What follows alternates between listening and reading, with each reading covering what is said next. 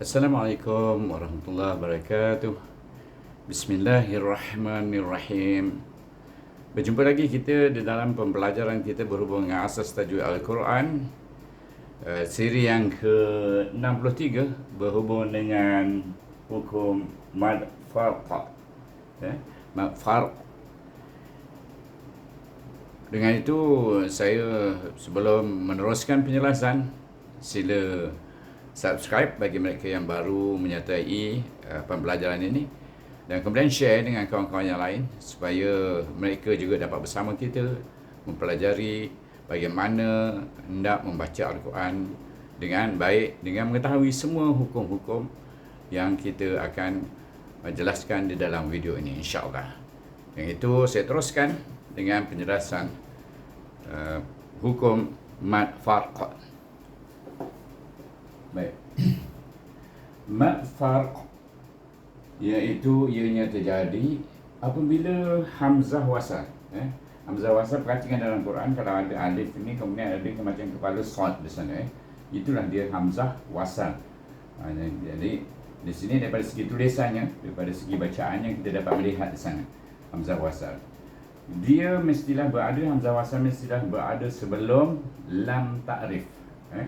Iaitu sebelum lam ta'rif dimasuki hamzah istifham, iaitu hamzah berbentuk pertanyaan, maka hamzah wasal tersebut ditukarkan kepada huruf alif. Jadi kalau kita nak faham yang nombor satu, cuba kita tengok contoh dulu. Walaupun kita belum sampai kepada contoh, cuba perhatikan. Ini yang dia kata hamzah wasal tadi, yang ada alif ni, hamzah wasal. Bila ada hamzah di belakangnya, di belakang sebelum iaitu hamzah wasal ni berada sebelum lam, kemudian dimasuki pula oleh huruf hamzah sebelum hamzah wasal tadi, maka apa yang terjadi itu dia kata ditukarkan kepada alif. Itu jadilah dia alif di sini seperti macam mat badal. Perhatikan itu, iaitu hamzah menduri alif. Kalau dia dah jadi alif. Dengan itu kita pergi kepada perkara yang dua. Itu saya nak tunjukkan kefahaman apa yang dimaksudkan hamzah wasal berada sebelum lam ta'rif. Ini di lam ta'rif. Kemudian hamzah wasal tu di mana? Di atas alif dia berada. Yang ni dia ada di sini. Tapi yang ni yang menunjukkan tanda panjang, tanda seperti gelombang, menunjukkan kita kena baca panjang. Iaitu pas ditukar, berada sebelum lam ta'rif, kemudian dimasuki hamzah, iaitu hamzah istifham, iaitu hamzah bentuk pertanyaan, bentuk pertanyaan. Kemudian dengan itu hamzah wasal tersebut hendaklah ditukar kepada alif. Jadi begitulah, dia tukar pada alif, ada tanda panjang bacaan dia. Baik. Kemudian yang kedua dinamakan mad farq, iaitu kerana bacaannya 6 harakat yang membezakan, iaitu antara lafaz istifham, iaitu pertanyaan, dengan lafaz khabar, iaitu berita. Kalau panjang tu maknanya lafaz istifham, iaitu pertanyaan. Sebab dia panjang, bacanya Kul adzakaraini harram. Harram itu yang dimaksudkan, iaitu lafaz istifham. Itu hamzah tadi, lafaz istifham. Kemudian kita pergi yang ketiga. Yang ketiga iaitu mad farq mesti dibaca 6 harakat, seperti yang diterangkan tadi, kerana ianya sebahagian daripada mad lazim kalimi, sama ada musaqqal ataupun mukhaffaf. Musaqqal atau mukhaffaf. Sebab itu dia dibaca 6 harakat. Dan dalam tulisan ini pun kita nampak, tulisan ayat ini pun kita nampak, iaitu tanda gelombang di sana menunjukkan ia dibaca panjang, lebih daripada 2 harakat. Hanya terdapat 6 tempat mad farq di dalam Al-Quran. Dalam surah Al-An'am terdapat 2 ayat ini, ayat yang sama, berada dalam 2 ayat, iaitu 2 ayat. Yang pertama ayat 143 dan ayat 144. Kalau sahabat-sahabat semua, teman-teman semua yang buka Quran, tengok ayat 143 surah Al-An'am dan ayat 144, iaitu terdapatlah ayat sebutnya, iaitu cuba perhatikan ayatnya, iaitu kul adzakaraini harrama, ataupun kalau kita wasal, kalau kita wakaf kita baca haram, tapi dia ada ayat penyambungnya, maka kita kena baca dengan penyambungnya sekali. Baik, yang kedua iaitu ba, iaitu contoh saya tuliskan alif ba ni supaya sahabat-sahabat dan teman-teman semua mula membiasakan diri mengenali huruf-huruf, iaitu dalam masalah huruf 1, huruf 2, huruf 3, huruf 4. Kemudian pecahannya alif, ba, ta, macam A, B, C, macam kita tengok dalam tulis Romanized. Baik, kita pergi contoh yang kedua, iaitu ana wa qad kuntum bihi tasta'jilun. Di mana berlaku hukum mat farq, iaitu di sini, iaitu sebelum hamzah wasal, sebelum dia tulis begini, hamzah wasal ada lam ta'rif di sana. Kemudian sebelum hamzah wasal itu dimasuki pula hamzah istifham yang menandakan pertanyaan, iaitu pertanyaan. Bila di mana kita boleh dapat, iaitu dalam surah Yunus ayat 51. Sementara kita pergi muka yang kedua, iaitu ada lagi tadi 2, 3, ada lagi 3 contoh tempat dalam Al-Quran, ayat Quran yang menunjukkan hukum mat farq, iaitu kita perhatikan di sini.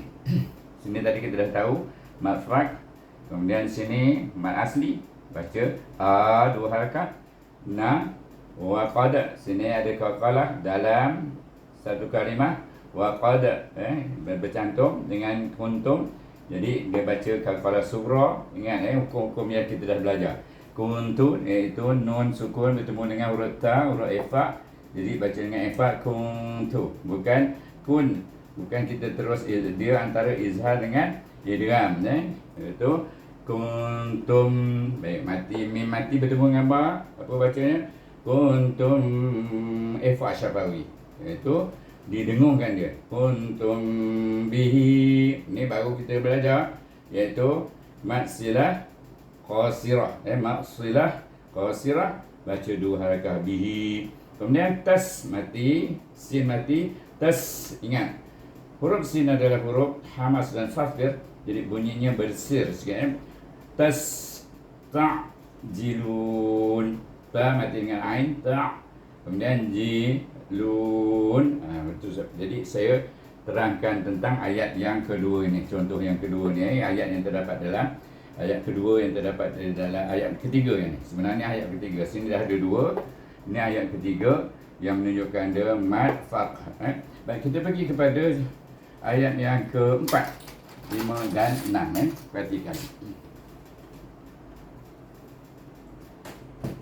Baik, ayat yang keempat, tadi dah ada 3, 4, 5, 6, iaitu ta, iaitu sama juga hamzah.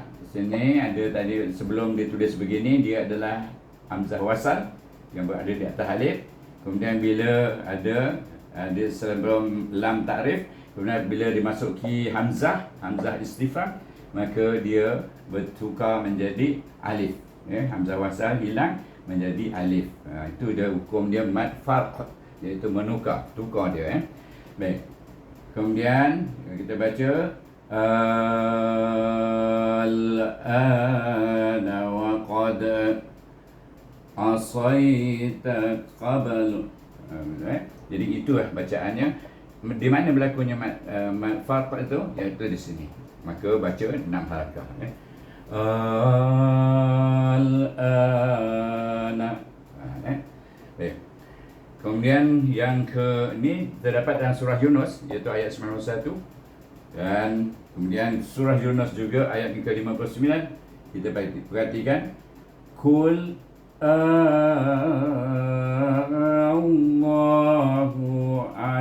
azina lakum. Perhatikan ni, Iaitu pertama kita baca Allah itu dengan tebal. Ini Jalallah, sebelumnya baris di atas, hamzah baris di atas. Jadi kita baca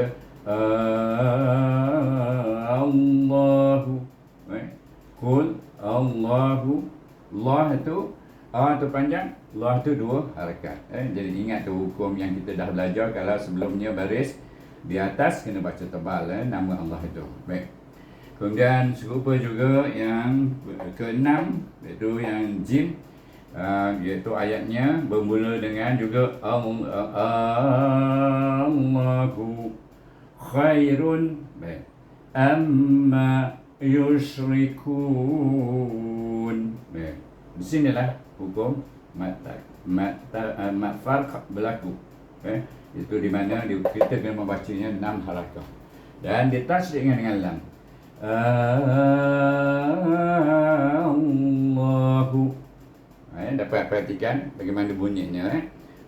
Itu saja yang dapat saya jelaskan tentang mad farq, iaitu ada 6 tempat di dalam Al-Quran kita boleh berjumpa di mana kita kena menggunakan hukum mad farq ini untuk membaca surah-surah, dan dalam surah Yunus, surah Al-An'am, surah Al-Naml, iaitu dari ayat-ayat yang disebutkan tadi. InsyaAllah kita akan berjumpa lagi di dalam siri yang ke-64. Dengan itu saya sudahi dengan wabillahi taufiq wal hidayah. Wassalamualaikum warahmatullahi wabarakatuh.